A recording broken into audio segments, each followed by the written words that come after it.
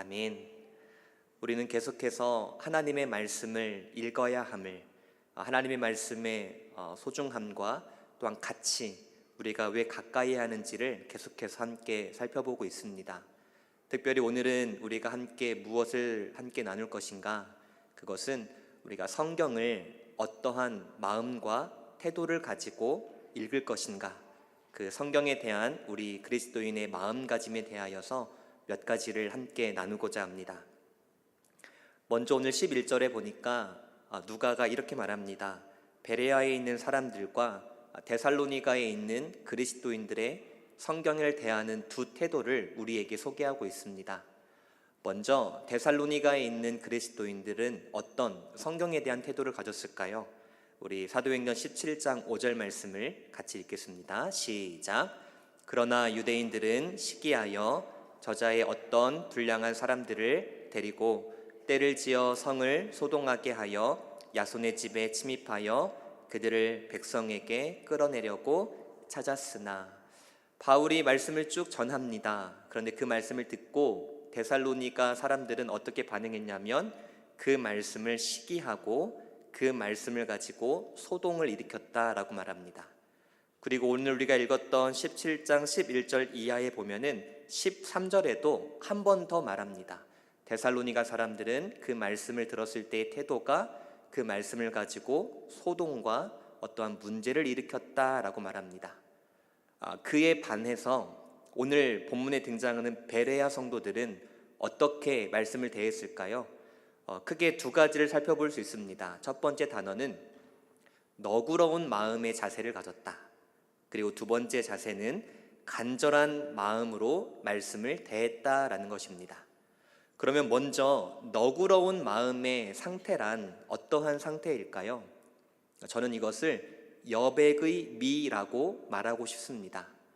그러니까 이 베레아 성도들은 내가 하나님에 대한 말씀, 예수 그리스도에 대한 복음을 내가 완벽하게 다 아는 것이 아니라 여전히 나는 조금의 부족함이 있고 나는 더 알아가야 해라는 이러한 간절한 마음과 열린 개방의 마음이 있었다라는 것이죠. 그러니까 항상 생각이든 마음이든 약간의 여백의 미를 가지고 살아가는 사람들의 특징이 바로 나는 조금 부족하고 나는 연약하고 더 배워야 한다라는 이 마음으로 연결된다라는 것이죠. 편견이 없는 마음, 열린 마음, 개방적인 마음, 이것이 바로 베레아 성도들의 성경을 대하는 첫 번째 특징이었습니다. 그리고 두 번째 특징은 간절한 마음으로 라는 단어가 등장하는데 이 말은 두 가지 의미가 있습니다. 말씀을 읽을 때에 그냥 뜨뜻미지근한 마음으로 읽은 것이 아니라 뜨거운 마음으로, 열정을 가진 마음으로 성경을 읽었다라는 것이고, 또한 그 성경 안에 생명을 얻고자 하는 진심의 마음을 가지고 읽었다라는 것입니다. 정리해보자면 베레아 성도들은 성경을 대하는 태도는 크게 세 가지입니다. 첫 번째, 열린 마음. 두 번째, 진심 어린 마음.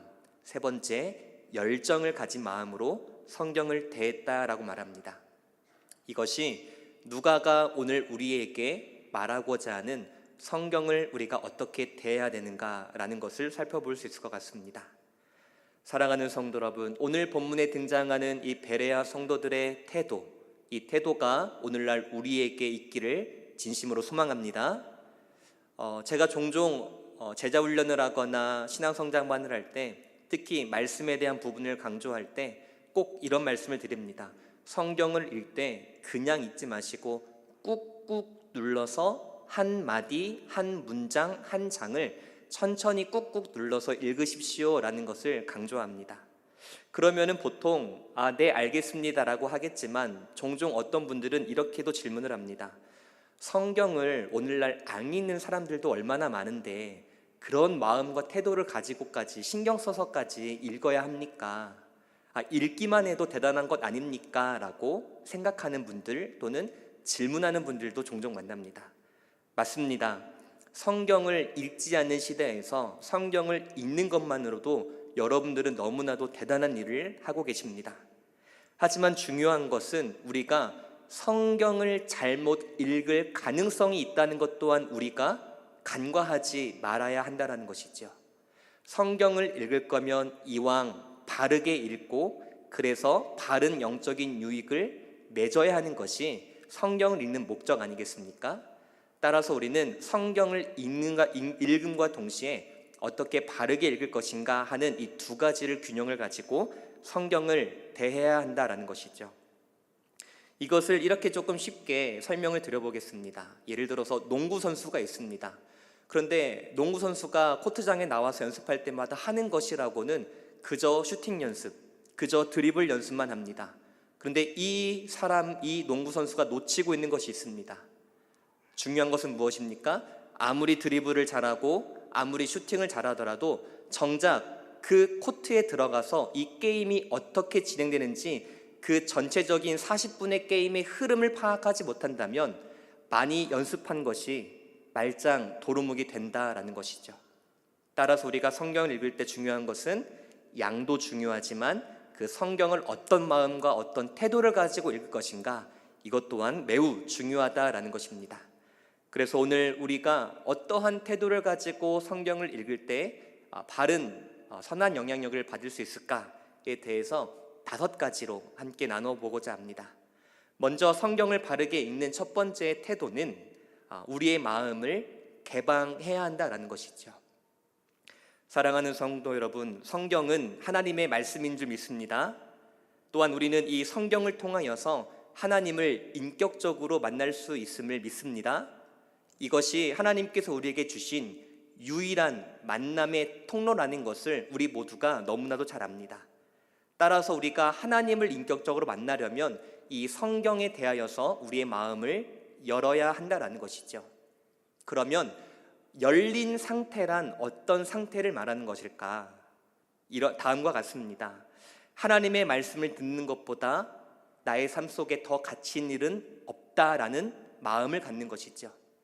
내가 일을 하고 직장을 다니고 가정일을 하고 여가 생활을 즐기고 수많은 일을 하고 수많은 사람을 만나겠지만 그 어떤 일보다, 그 어떤 마음보다 말씀 안에서 주님을 만나는 이 시간이 가장 귀하고 복되고 가치 있는 일이다라는 이 마음의 자세를 갖는 것. 평안할 때는 하나님의 말씀을 통해서 그분의 생명과 능력을 발견하고, 고난 중에는 하나님의 위로를 받고, 즉 나의 모든 삶 24시간이 즉 하나님을 만나고자 하는 이 갈망과 열정을 가지고 살아가는 자세, 바로 이것이 열린 상태다라고 말할 수 있습니다. 사랑하는 성도 여러분, 오늘날 여러분들의 마음의 상태는 어떠합니까? 열려 계십니까? 아니면 닫혀 있습니까? 만약에 하나님을 향한 그 만나고자 하는 간절함, 그것이 사라졌다면 과연 문제, 원인은 무엇일까요? 신명기 8장 12절에서 14절에 모세는 이렇게 말합니다. 우리 같이 신명기 8장 12절 14절 읽겠습니다. 시작. 내가 먹어서 배부르고 아름다운 집을 짓고 거주하게 되며 또 내 소와 양이 번성하며 내 은금이 증식되며 내 소유가 다 풍부하게 될 때에 내 마음이 교만하여 내 하나님 여호와를 잊어버릴까 염려하노라. 여호와는 너를 애굽 땅 종되었던 집에서 이끌어 내시고, 그러니까 우리의 마음은 우리를 종되었던 그곳에서 이끌어내셔서 참된 자유를 주신 그 주님을 날마다 묵상하고 그분을 만나고자 하는 간절함을 가지고 살아가야 되는데, 왜 그 간절함이 사라졌느냐? 앞에 12절 13절에 보니까 간단합니다. 우리의 배가 이미 배불렀기 때문에 다른 음식을 찾지 않는다라는 것이죠. 더 쉽게 말하자면 우리의 마음과 우리의 배와 우리의 생각은 이미 세상의 것으로 가득 차 있기 때문에 주님을 만나고자 하는 열망이 사라졌다라는 것입니다. 사랑하는 성도 여러분, 세상 것으로 배불러진 상태, 바로 이 상태가 성경의 주인공이신 예수 그리스도와 떨어지게 만드는 유일한 원인이라는 것이지요. 따라서 우리는 이 시간 나 자신에게 솔직하게 물어보아야 합니다. 지금 나는 무엇으로 충만해 있는가? 나의 배와 나의 마음과 나의 생각은 무엇으로 가득 차 있는가? 배불러서 하나님의 말씀은 찾지 못하는 것 아닌가? 아니면 정말 나의 전인격이 꿀송이보다 달고 단 그 어떤 것보다 나에게 유일한 생명을 주시는 그 말씀, 그것을 간절히 찾고 구하고 있는가? 지금 나의 속 상태, 영적인 건강을 스스로 체크해 볼 필요가 있다라는 것이죠. 바라옵기는 우리의 마음을 열고 오직 주의 말씀 아니면 나는 살아갈 수 없습니다라는 이러한 간절한 마음을 우리가 먼저 갖출 수 있는 우리가 되기를 진심으로 소망합니다. 또한 두 번째, 우리는 어떠한 태도를 가지고 성경을 읽어야 할까요? 우리가 종종 성경을 읽읍시다라고 하면은 우리가 어느 쪽에 생각을 많이 두냐면 성경을 많이 읽어야 한다라는 양의 부분에 초점을 맞추어 읽기가 쉽습니다. 물론 양도 중요하지만 우리는 동시에 질도 함께 고려해서 읽어야 한다는 것이죠. 다시 말하면 이 말씀이 나의 삶 속에 어떠한 변화를 일으키는지에 대한 그 양과 질 두 가지의 토끼를 함께 잡으면서 읽어야 한다는 것입니다. 그래서 이 양과 질을 함께 잡을 수 있는 방법이 무엇이냐? 바로 성경을 기도하는 것이라고 말합니다. 한번 같이 따라해 볼까요? 성경을 기도하라. 무슨 말일까요? 오늘 우리 교회는 주보에 보면은 1년 1독을 위해서 하루에 3장 또는 4장, 또한 매일 새벽마다 본문이 실려져 있습니다. 그러니까 오늘 나에게 주신 그 말씀의 본문 안에서 한 절이든 한 장이든 어떠한 말씀을 가지고 기도하라라는 것입니다. 그런데 이것을 잘못 오해하여서 마치 기도를 하기 전에 한 구절을 인용하고 시작한다라는 것을 말하는 것이 아닙니다. 나 이렇게 말씀 암송 많이 해, 나 이렇게 암송 많이 하고 잘하지, 남들에게 보여주려고 암송하고 하라는 것이 아니라 그 한 절이든 한 문단이든 한 장이든 그 오늘 주신 말씀 안에서 그 내용을 가지고 나의 기도의 제목으로 삼으라라는 것이죠. 그러할 때 양도 잡고 질도 잡을 수 있다는 것입니다. 한번 샘플을 볼까요? 우리 시편 23편 1절 말씀, 잘 아는 말씀이죠. 우리 같이 한번 읽어보겠습니다. 시작. 여호와는 나의 목자시니 내게 부족함이 없으리로다. 만약 오늘 우리가 성경 통독을 했는데 시편 23편을 읽었습니다. 그러면 이 1절 말씀을 가지고 나의 기도의 제목으로 삼는 것이죠. 마치 다음과 같습니다. 주님만이 나의 유일한 목자이심을 믿습니다. 주님, 그러나 저는 종종 부족함을 느끼고 종종 허전함을 느끼고 종종 그로 인하여서 두려움을 느낍니다. 주님, 그러할 때 나를 인도하시고 돌보시는 이 목자 되신 주님을 잊지 않게 도와주시고 내가 삶을 살아갈 때 주 안에서 나는 부족함이 없다라는 이러한 선언을 가지고 살아가게 도와주시옵소서라고 기도하는 것이죠. 그러면 자연스럽게 그 말씀이 기도가 되고 그 기도가 나의 삶을 변화시키는 열매로 연결된다라는 것입니다. 한번 이 부분을 실제로 한번 실천해 보면 너무나도 좋을 것 같습니다. 성경을 기도하고 또한 마음을 열고, 세 번째 우리가 가져야 될 태도는 무엇일까요? 한번 같이 따라해 볼까요? 성경을 묵상하라. 묵상은 너무나도 중요한 수단입니다. 묵상을 종종 명상과 동일시 여기는 분들이 계십니다. 하지만 분명하게 묵상과 명상은 다릅니다. 일반 타 종교에서 하는 초월 명상은 어떤 한 단어나 한 문장을 계속해서 반복함으로써 내 생각 속에 침투해 있는 어떠한 생각들을 지워버리는 그러한 훈련을 하는 것이 초월 명상이라고 합니다. 하지만 성경 묵상은 하나님의 말씀을 반복함으로써 그 의미를 잊어버리는 것이 아니라 오히려 또렷하게 내 마음과 생각에 새기는 것이 성경 묵상이죠. 성경 묵상, 다시 말하면 반복해서 성경을 읽는 것을 말합니다. 이 반복의 훈련이 왜 중요할까요? 독일의 심리학자인 헤르만 에빙하우스가 이러한 그래프를 만들었습니다. 망각의 곡선이라는 그래프인데요. 한번 그래프를 같이 한번 보도록 하겠습니다. 이 헤르만 에빙하우스가 무엇을 말하냐면 시간의 흐름에 따라서 인간의 기억력이 몇 프로가 남는지를 보여줍니다. 혹시 잘 보이실지 모르겠지만 어떠한 정보를 습득할 때 그 당시에는 100%의 기억력을 가지고 있고 이것이 1시간이 지나면 반으로 떨어집니다. 그리고 6일이 지나면 우리의 기억은 25%밖에 남지 않는다라는 것이죠. 제가 이것을 증명해 보이겠습니다. 혹시 우리 이번 주일 설교 제목 뭐였죠? 네, 이게 에빙하우스가 말하는 망각의 곡선이에요. 3일이라는 시간이 흘렀으니까 우리는 이제 약 60%의 기억을 잃어버린 것이죠.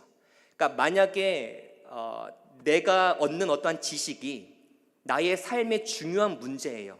뭔가 돈의 수단이 되고 뭔가 나의 이익이나 이권과 연결된 것이라면 우리는 어떻게 해서든 그것을 기억하려고 할 것입니다. 그러면 잊지 않겠죠. 하지만 우리는 하나님의 말씀을 그보다 더 사모하고 더 기억하려고 애써야 하는데 실존은 그러하지 못하다라는 것입니다. 그래서 우리가 받는 말씀, 때로는 우리가 얻는 이 성경의 지식이 어느 순간부터인지 점점 우리의 기억 속에서 망각되어지고 있다라는 것입니다. 그래서 이 헤르만 에빙하우스가 이 망각으로부터 어떻게 하면은 우리가 다시 회복할 수 있느냐, 3가지를 제시합니다. 첫 번째, 훈련을 정규적으로 하라는 것이지요. 마치 1:1 양육이나 신앙성장반이나 아니면 제자훈련이나 아니면 우리 셀모임 등 이러한 정규적인 훈련들에 임함으로써 우리가 그 말씀을 반복적으로 들을 수 있는 환경에 내가 노출되어야 한다라고 말합니다. 그리고 또 2번째로 뭐라고 말하느냐, 생활 속에서 적용하는 훈련을 하라고 말합니다. 그냥 주일날 들은 말씀 듣고 한 귀로 흘리는 것이 아니라 내가 그 말씀 안에서 이번 한 주간 동안 무엇을 실천해 볼까라는 어떠한 몇 문장이든 몇 키워드를 끄집어내서 그것을 실제적으로 구체화시켜서 적용해 나아가라는 것이죠. 그리고 3번째로는 능동적으로 이 훈련에 임하라라고 말합니다. 그렇게 했을 때 일주일이면은 20%밖에 남지 않은 그 기억력이 어떻게 바뀌느냐, 그 다음 그래프를 한번 보겠습니다. 우리가 성경을 계속해서 묵상하고 계속해서 반복적으로 훈련하면은 우리의 기억력이 이와 같이 바뀌게 됩니다. 우리 2번째 그래프 한번 보여주시면 감사하겠습니다. 최초의 학습, 최초의 복습이 이루어지면은, 즉 예를 들어서 이런 겁니다. 주일날 말씀이 딱 받았습니다. 축도하고 파송 찬양하고 딱 끝났습니다. 그러고 나서 10분 이내에 복습을 하면 그 기억력이 다시 50%까지 올라간다라고 말합니다. 그리고 이 훈련이 2번째 복습, 즉 1일 이내에 다시 이루어지면은 무려 80%까지 올라가고, 또한 3일 그리고 일주일 이후에 그리고 한 달 이후에, 즉 이러한 4번의 반복의 훈련이 임하면 무려 이 기억이 장기적으로 우리의 마음속에 남는다라고 말합니다. 조금 어려운데요, 이렇게 생각하면 됩니다. 1111, 그러니까 설교를 들은 후에 10분 이내에 복습하고, 하루 이내에 복습하고, 일주일 이내에 복습하고, 한 달 이후에 복습하고, 1111의 복습의 훈련, 묵상의 훈련을 하면 그 말씀이 우리에게 장기적으로 기억에 남아서 그 말씀이 내 마음 가운데 약동하는 것을 우리가 경험하게 된다라는 것이죠. 사랑하는 성도 여러분, 오늘날 우리는 말씀을 얼마나 반복적으로 읽고 묵상하고 계십니까? 성경 묵상의 효과가 참으로도 많은데, 특별히 예레미야 23장 29절에서는 이렇게 말합니다. 우리 예레미야 23장 29절 같이 읽겠습니다. 시작. 여호와의 말씀이니라, 내 말이 불같지 아니하냐, 바위를 쳐서 부스러뜨리는 방망이 같지 아니하냐. 하나님의 말씀을 한 번 들을 때는 모르겠지만 한 번, 2번, 3번, 4번 그 말을 계속해서 반복적으로 묵상하고 들으면 그 말씀이 불과 같이 임하고 방망이 같이 임해서 나의 치부가 드러나고, 나아가 회개하게 되고, 나아가 유일한 구원자이신 예수 그리스도께 의존하게 되는 이러한 놀라운 유익을 우리가 발견하게 된다라는 것이죠. 우리 그리스도인들이 왜 삶 속에서 변화되지 않을까요? 왜 성장이 더딜까요? 그것은 말씀을 단회적으로만 받기 때문이다라는 것입니다. 바라옵기는 계속해서 말씀을 가까이 하시고 묵상하고 반복하고 훈련하고, 한 번 하는 것이 아니라 10분, 하루, 1시간, 한 달, 즉 우리의 모든 삶이 하나님의 말씀에 노출되어 살아갈 수 있는 우리가 되기를 진심으로 소망합니다. 저는 제자훈련을 진행하고 있습니다.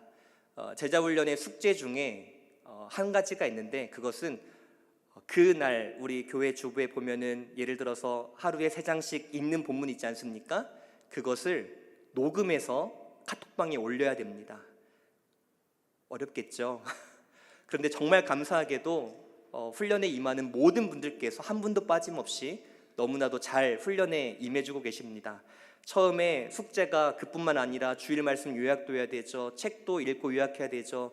처음에 숙제가 이런 것이 있습니다라고 하니까 첫 그 시간이 얼마나 낯설고 얼마나 부담의 자리였는지 너무나도 또렷하게 기억이 납니다.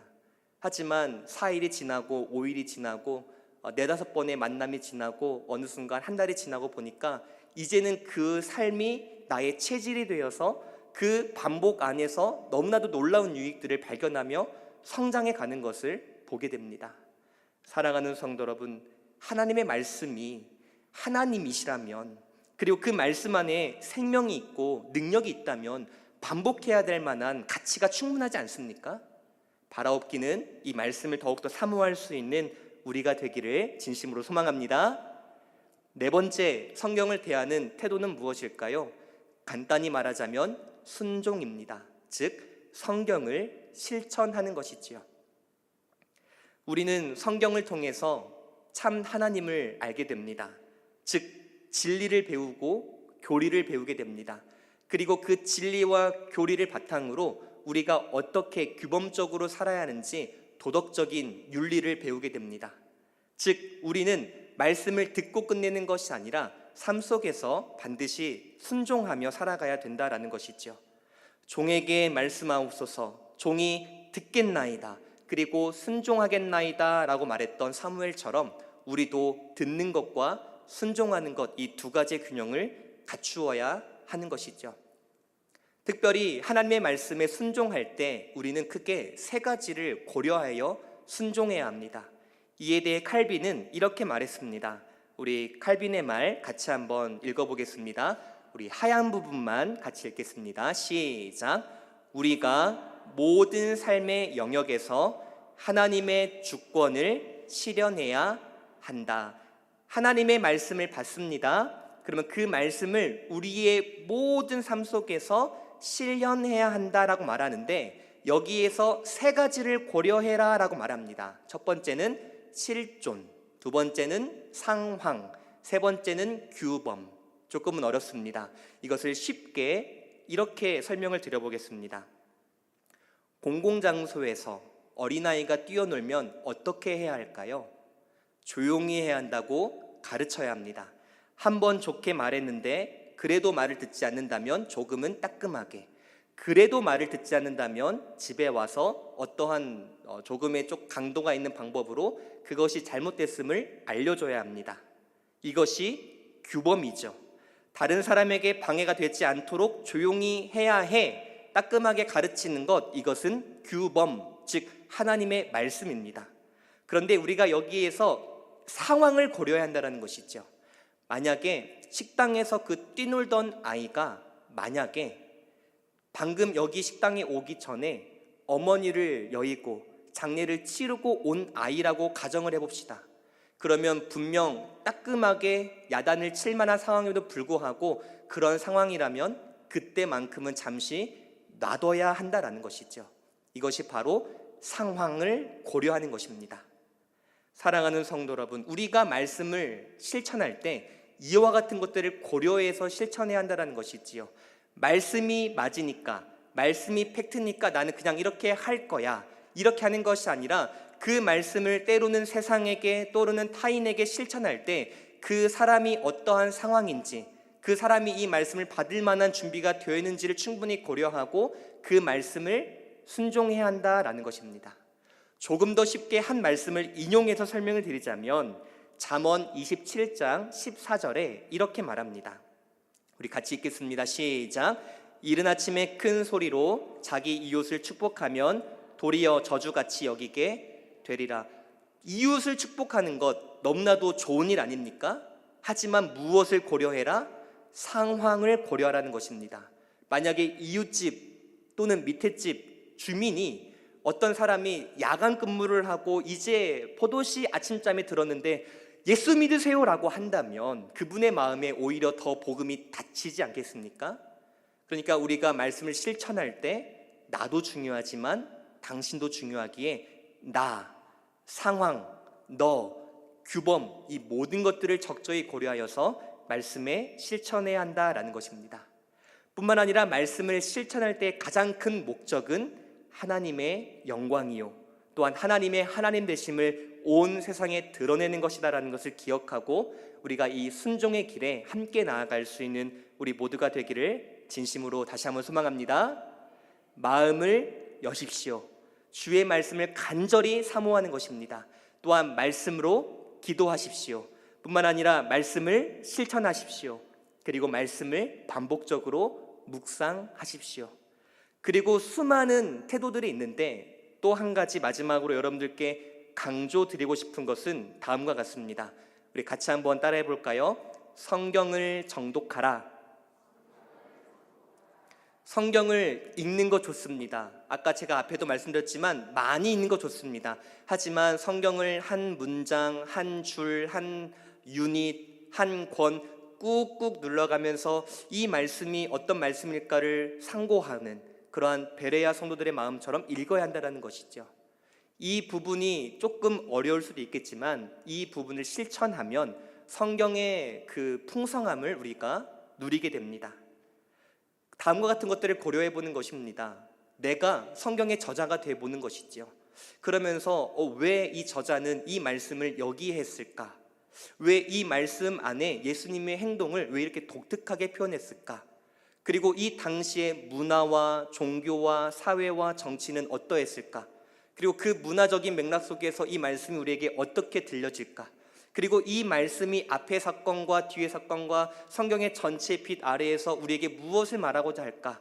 다시 말하면 성경의 저자가 이 성경을 기록했을 때 그 첫 의도, 그 뜻은 무엇일까를 계속해서 고민해 보는 것이죠. 저희 제자훈련 과제 중에 또 하나가 있는데 그것은 바로 성경을 묵상하는 것입니다. 그런데 그 묵상 과제를 할 때 해야 될 게 무엇이냐면 성경 본문을 관찰하는 것인데 그 관찰할 때 키포인트는 도전적으로 질문을 던지는 것입니다. 평소에 생각해보지 않았던 질문들을 던져보고 그 본문 안에서 답을 찾아가 보는 것이죠. 꾹꾹 눌러서 이러한 질문 때로는 엉뚱한 질문일 수 있을지 모르겠지만 그러한 것들을 생각해보고 질문을 던지는 것, 이러한 과정을 정독이라고 말할 수 있습니다. 그래서 성경을 이렇게 정독할 때 우리가 성경의 풍성함을 볼 수 있는데 몇 가지의 샘플을 가지고 우리 함께 좀 나눠보고자 합니다. 우리 창세기 23장 16절 말씀 우리 같이 한번 읽어보겠습니다. 함께 읽겠습니다. 시작. 아브라함이 에브론의 말을 따라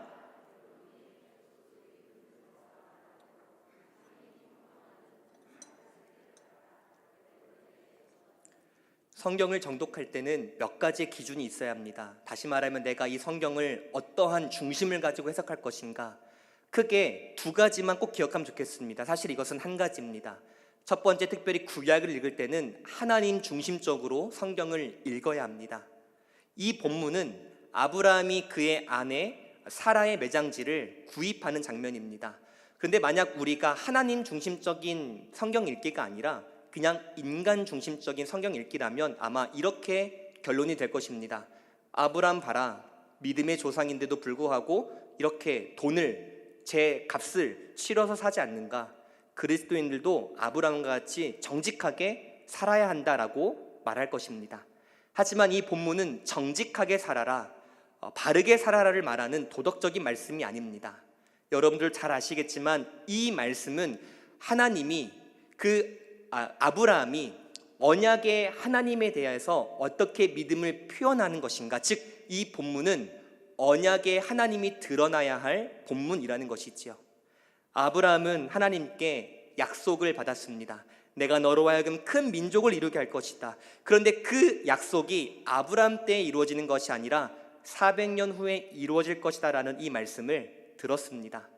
그러나 이 말씀, 비록 나의 시대는 이 언약이 이루어지지 않지만 반드시 하나님은 그 약속을 400년 후에 신실하게 이루어 가실 것을 믿고 이 땅을 삼으로써 나중에 이 땅은 하나님의 약속의 성취의 결과 우리의 땅이 될 것이다 라는 믿음의 표현을 하게 되는 것이지요. 그래서 이 이후에 아브라함뿐만 아니라 이삭, 리브가, 레아, 야곱도 이곳에 매장이 되고 또한 요셉도 먼 훗날 이곳으로 이장하게 되는 역사를 우리가 보게 됩니다. 이와 같이 그냥 겉으로 보면은 도덕을 가르치는 것처럼 보이지만 구약 같은 경우는 하나님 중심적으로 성경을 읽을 때 우리가 그렇게 정독할 때 성경의 의미를 풍성하게 발견할 수 있다라는 것이죠. 구약을 하나님 중심으로 읽는다면 신약은 누구를 중심으로 읽어야 할까요? 맞습니다. 예수 그리스도를 중심으로 읽어야 합니다. 특별히 사복음서는 예수님이 누구신가에 대한 예수님의 정체와 그분의 사역을 가르쳐 주시는 말씀이지, 드러내는 말씀이지, 우리가 뭐 다윗처럼, 우리가 베드로처럼, 우리가 누구처럼 살아가야 하자, 물론 이것도 중요하지만 그것을 드러내려고 만든 책이 아니다라는 것이죠. 제가 전에 금요기도회 때도 한번 설명을 드렸던 본문인데 마가복음 4장에 보면은 예수님과 제자들이 바다를 건너는 장면이 있습니다. 그 장면에서 제자들과 예수님이 무엇을 만납니까? 바람, 폭풍을 만나게 됩니다. 그때 예수님께서 바다를 어떻게 하십니까? 잠잠하라, 고요하라 라고 하시면서 바다를 꾸짖으십니다. 이 말씀을 보면서 우리는 반드시 발견해야 합니다. 무엇을요? 예수님은 누구이신가? 시편 89편 8절에서 9절 말씀 보면은 이렇게 말합니다. 우리 같이 읽겠습니다. 시작. 여호와 만군의 하나님이여 주와 같이 능력 있는 이가 누구리이까? 여호와여 주의 성실하심이 주를 둘러나이다. 주께서 바다의 파도를 다스리시며 그 파도가 일어날 때에 잔잔하게 하시나이다. 구약의 말씀에 따르자면 바다를 잔잔하게 하시는 분은 오직 하나님 한 분이십니다. 왜 하나님만 가능하십니까? 그분은 창조주이시기 때문에 가능합니다. 그러니까 이 본문은 제자들의 믿음 없음도 중요하지만 무엇보다 1차적으로 기억할 것은 예수님은 누구시다? 하나님으로서 이 땅에 오신 분이시다라는 것을 우리가 먼저 발견해야 한다는 것이죠. 성경을 읽을 때 예수님이 바다를 잔잔하게 하셨다고? 예수님이 누구실까? 하나하나 꾹꾹 읽어보고 내가 가지고 있는, 내가 그동안 습득했던 구약의 많은 지식들을 동원해서 성경을 해석하고 예수 그리스도 중심적으로 읽고 그렇게 우리가 성경을 정독해야 한다라는 것이죠. 그런데 조금 더 재미있는 말씀은 이 말씀 이후에 예수님께서 어느 한 지역으로 옮기십니다. 그리고 그곳에서 귀신 들린 자를 만났는데 그 귀신이 한두 명이 아니라 너의 이름이 무엇이냐라고 하니까 내 이름은 군대입니다 라고 말합니다. 그러면서 예수님께서 그 귀신을 추출하시면서 돼지떼에게 들어가게 하십니다. 그리고 그 돼지떼는 바닷가에 빠져가 죽게 됩니다. 마가복음 5장 13절 말씀 같이 읽겠습니다. 허락하신데 더러운 귀신들이 나와서 돼지에게로 들어가매 거의 2,000마리 되는 떼가 바다를 향하여 비탈로 내리달아 바다에 몰살하거늘. 이 사건은 마가복음 5장의 첫 사건입니다. 그런데 마가는 왜 마가복음 4장 마지막에 바다를 잔잔케 하신 사건과 이 사건을 연결해서 붙여 놓았을까요? 고민해 보는 겁니다. 질문을 던져보는 겁니다. 앞의 사건과 뒤의 사건에 어떤 연결성이 없을까? 꼼꼼하게 읽어보는 것입니다. 사랑하는 성도 여러분, 지금 마가는 출애굽 모티브를 가지고 예수가 누구이신지를 소개하고 있는 겁니다. 앞에 바다를 잠잠케 하신 사건에서 예수님은 누구시다? 하나님이시다. 그 하나님은 바다를 잔잔케 하시고 바다를 컨트롤하시는 능력의 하나님이시다라는 것입니다. 그런데 이 바다를 잔잔케 하신 하나님의 이미지를 보여줌과 동시에 그 이어서 돼지떼를 말하면서 또한 그 돼지의 존재가 군대라고 말하면서 이 군대가 바다의 몰살에 죽었다라는 그림 언어를 자연스럽게 연결시키는 것이지요. 그러니까 구약을 아는 유대인들은 자연스럽게 이 두 사건 중에서 무엇을 떠올리게 됩니까? 출애굽 때의 홍해 사건을 떠올리게 되는 것이지요. 그러니까 마가는 이 두 사건을 통하여서 우리에게 무엇을 말하고자 하는가? 예수님은 누구신가? 예수님은 새로운 출애굽을 인도할 우리의 중보자요 유일한 구원자가 되신다라는 것을 소개합니다. 그러면 예수님은 모세와 같은 분이실까요? 히브리서 기자의 말을 빌려보자면은 분명히 예수님은 모세와 같지 아니하시고 오히려 더 크십니다. 히브리서 3장 5절로 6절 말씀 우리 같이 한번 읽겠습니다. 시작. 또한 모세는 장래에 말할 것을 증언하기 위하여 하나님의 온 집에서 종으로서 신실하였고 그리스도는 하나님의 집을 맡은 아들로서 그와 같이 하였으니 우리가 소망의 확신과 자랑을 끝까지 굳게 잡고 있으면 우리는 그의 집이라. 제가 지금 이 본문을 가지고 설교하는 것이 아니라 이 설명을 드리는 것은 우리가 성경을 어떻게 정독할 것인가, 정독할 때에 어떠한 유익을 누릴 수 있는 것을 말하고자 함입니다. 사랑하는 성도 여러분, 바다를 잠잠케 하신 이 예수님, 그리고 이 돼지떼에게 귀신을 추출하여서 사람을 자유케 하신, 해방케 하신 이 사건에서 등장하는 예수님은 우리를 영적인 억압으로부터, 그 죄의 사슬로부터 우리를 자유케 하시고 하나님의 나라로 인도할, 그 새 출애굽을 인도할 유일한 구원자가 되신다라는 것입니다. 모세는 그 구원에 끝까지 실패했습니다. 들어가지 못했습니다. 하지만 예수님은 모세와 다르다라는 것이죠.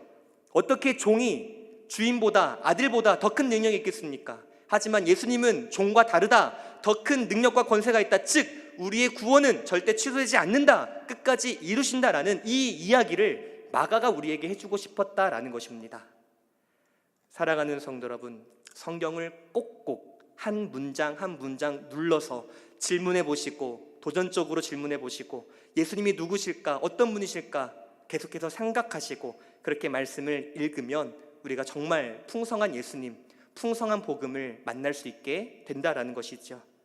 하나만 더 살펴보기를 원하는데, 열왕기상 19장에 보면 엘리야가 등장합니다. 엘리야가 갈멜산에서 전투를 하고 나서 영적으로 번아웃이 되었습니다. 신학적으로 메시아 병에 걸린 것이죠. 나 혼자만 있고 나 아니면 안 돼. 그리고 나서 이렇게 광야를 쭉 걷다가 한 나무 아래서 기댑니다. 그리고 이렇게 말합니다. 하나님도 저 이제 못하겠어요. 저 그냥 이제 죽여주세요 라고 말합니다. 그때 하나님께서 이 엘리야에게 어떻게 하십니까? 우리 열왕기상 19장 5절에서 6절 말씀 같이 읽겠습니다. 시작. 로뎀나무 아래에 누워 자더니 천사가 그를 어루만지며 그에게 이르시되 일어나서 먹으라 하는지라. 6절. 본즉 머리맡에 숯불에 구운 떡과 한 병 물이 있더라. 이에 먹고 마시고 다시 누웠더니 떡과 한 병의 물이 있었습니다. 그러고 나서 이것을 먹었습니다. 8절 같이 읽겠습니다. 시작. 이에 일어나 먹고 마시고 그 음식물의 힘을 의지하여 40주 40야를 가서 하나님의 산 호렙에 이르러서 회복합니다. 그러면 잠시 이 말씀을 띄워주시고요. 엘리야가 회복한 것은 무엇 때문에 회복한 겁니까? 음식을 먹어서 회복한 겁니까? 질문을 던져보십시오. 자꾸만 생각해 보십시오. 음식을 먹어서 회복했다고? 조금 뭔가 부자연스럽지 않습니까? 그러면 고민을 해보는 거죠. 엘리야의 전체 내러티브에서, 엘리야의 전체 이야기 안에서 이 음식은 과연 무엇을 의미하는 것인가? 그 앞의 사건 아합과의 전투가 있을 때에 17장 3절에 이렇게 말합니다. 우리 17장 3절 같이 한번 읽어보겠습니다. 시작. 너는 여기서 떠나 동쪽으로 가서 요단 앞 그리시네가에 숨고. 하나님이 엘리야에게 말을 주십니다. 아합에게 가서 비가 내리지 않을 것이다 라고 하니까 아합이 죽이려고 합니다. 그러니까 하나님께서 이 엘리야를 어떻게 하십니까? 3절 다시 한번 보여주시겠습니까? 3절에 보니까 너는 여기서 뭐 하라?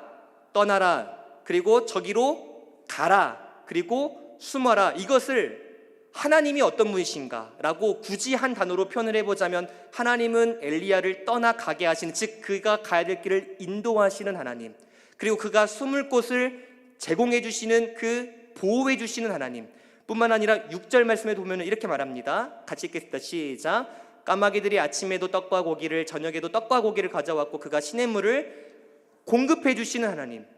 그러니까 이 음식은 단지 음식이 아니라 인도해 주시고 숨겨주시고 보호해 주시고 나의 모든 것을 채워주시는 그 하나님을 상징하는 것이죠.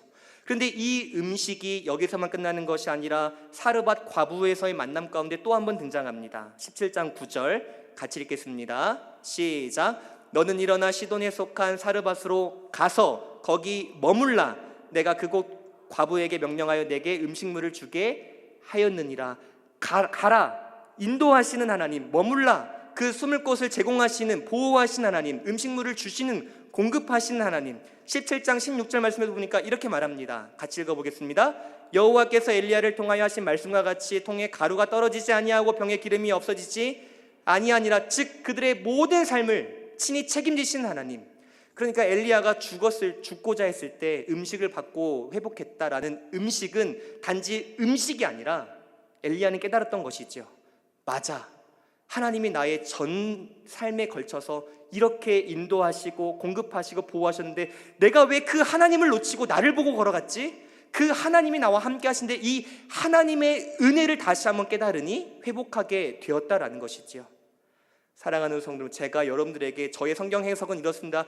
뭔가 저의 자랑을 뽐내려고 하는 것이 아니라 우리가 이 성경에 등장한 어떠한 하나의 단어나 하나의 사건이나 어떠한 문장이나 어떠한 하나의 액션들이 반드시 성경 안에서 어떻게 연결되어 있는지를 한번 고민해보고 성경을 하나하나 천천히 정독해 보자라는 것이지요.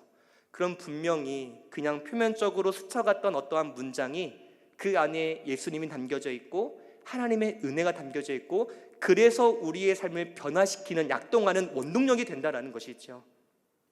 사랑하는 성도 여러분, 결론입니다. 성경을 이와 같이 바른 태도를 가지고 읽으십시오.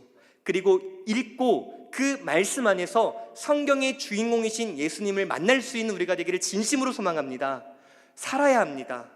우리는 살아야 합니다. 그런데 살 수 있는 힘은 세상이 주지 못해요. 음식이 주지 못해요. 예수님이 우리를 다시 한번 일으키시고 그 예수님을 인격적으로 만날 때에 우리의 영혼이 다시 한번 일어나 걸어갈 수 있다라는 것입니다.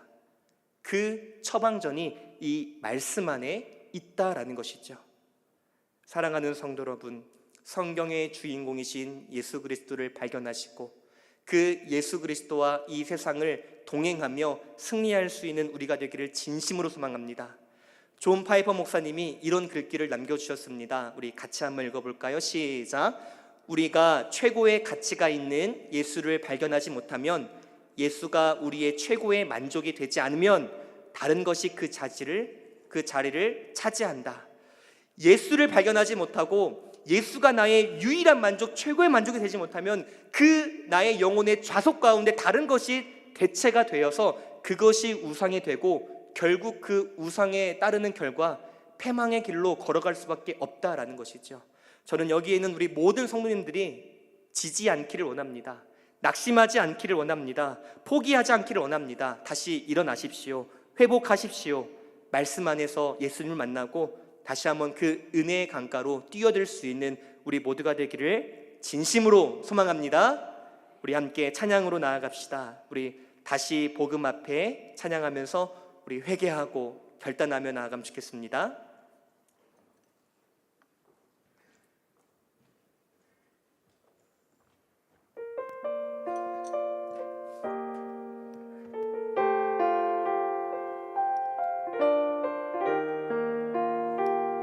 우리 함께 고백합시다. 많은 이들만 하고 많은 이들만 하고 많은 이들 노래는 하지만 정작 가진 않는 길 두려운 생각보다 많이 힘들고 험한 길보다 그저 말로만 가려기에 점점 멀어져만 가네. 내게 생명 주었던 그 길 점점 이용하려 하네. 내게 사랑 주었던 그 길 다시 복음 앞에 내 영혼 선해. 주님 만나 그때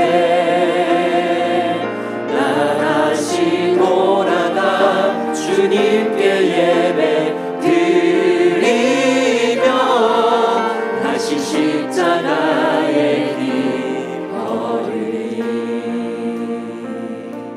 우리 다시 한번 고백합시다. 많은 이들만 하고 많은 이들만 하고 많은 이들 노래는 하지만 정작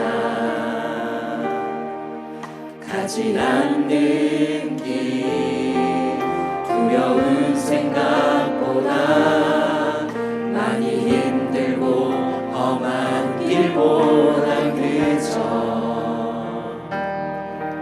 말로만 가려기에 점점 멀어져만 가네. 내게 생명 주었던 그 길 점점 이용하려 하네. 내게 사랑 주었던 그 길 다시 복음 앞에 내 영혼 선해. 주님 만나 그때 나 다시 돌아가 주님께 예배 드리며 다시 십자가에 다시 한번 고백합시다. 다시 복음 앞에 다시 복음 앞에 내 영혼 선해. 주님 만나 그때 나 다시 돌아가 주님께 예배 드리며 다시 십자가 다시 한번 믿음으로 고백하며 나아갑시다. 다시 복음 앞에 다시 복음 앞에 내 영혼 선해. 주님 만나 그때 나 다시 돌아가 주님께 예배 드리며 다시 십자가에 마지막으로 한 번 더 고백하며 나아갑니다. 다시 복음 앞에 다시 복음 앞에 내 영혼 선해. 주님 만나 그때 나 다시 돌아가 주님께 예배 드리며 다시 십자가에 우리 함께 이 시간 기도하며 나아가면 좋겠습니다. 사랑하는 성도 여러분, 혹시 낙심 중에 계십니까? 아니면 그 뜨거웠던 정말 불타올랐던 그 신앙생활에 그 마음이 어느 순간부터인지 메말라가고 계십니까? 다시 회복하고 싶지만 그 방법을 모르고 어찌해야 될지를 모르는 그러한 상태 가운데 계십니까? 사랑하는 성도 여러분, 말씀 앞에 서기를 원합니다. 다시 그 복음 앞에 서기를 원합니다. 그 말씀 안에서 우리 주 예수 그리스도를 만날 수 있는 우리가 되기를 간절히 소망합니다. 주님, 내가 다시 그 말씀 앞에 서게 하여 주시옵소서. 다시 그 말씀 안에서 주 예수 그리스도를 발견하게 하여 주시옵소서. 그 말씀에 우리의 생명을 걸고 우리의 인생을 걸며 살아갈 수 있는 우리 교회가 될 수 있도록 우리 시간 주님의 이름 부르며 간절히 기도하며 나아갑니다. 주여,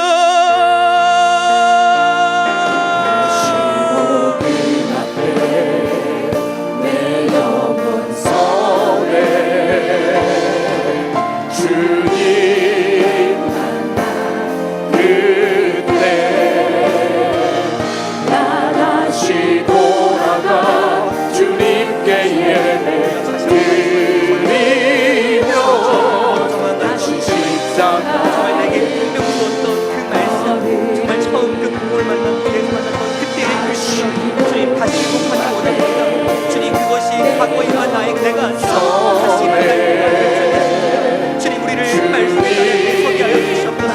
주님, 말씀 앞에 서게 하시고 말씀을 읽고 말씀을 사모하고 말씀을 정식하고 말씀을 연구하고 사모하고 너그러운 마음을 가지고 간절한 마음을 가지고 말씀을 사모하고 우리 모두가 될 수 있는 붙잡아 주시고 함께 하여 주시옵소서. 주님, 혹이라도 나의 삶이 메말라 있습니까? 나의 삶이 지쳐 있습니까? 낙심해 있습니까? 다시 회복하고 싶은데 어떻게 해야 될지 알지 못하는 가운데 있습니까?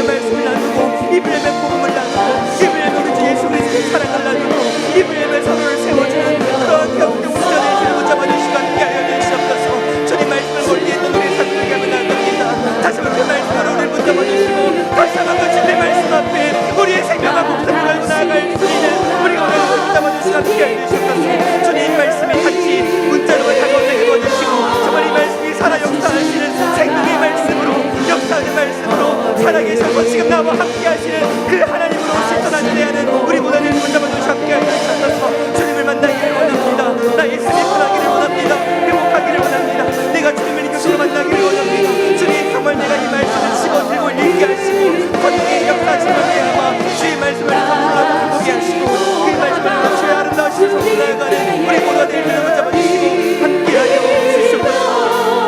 다시 십자가에 걸으리. 주님 감사합니다. 우리에게 정말 하나님을 알아갈 수 있는 이 말씀을 주셔서 너무나도 감사합니다. 인간이 무엇이간데 인간의 언어로 그 전능하신 창조주 하나님을 알아갈 수 있단 말입니까? 주님, 이 성경이 은혜임을 알게 하시고 이 은혜에 우리가 잇대어 살아가는 우리 모두가 될 수 있도록 붙들어 주시옵소서. 말씀의 강가로 나아가게 하시고 이 말씀 안에서 우리 주 예수 그리스도를 발견하게 하시고 그러므로 말미암아 우리 모두가 한 사람 한 사람을 살리는 그러한 생명 사역자로서 쓰임받는 우리 모두가 될 수 있도록 주님 함께하여 주시옵소서.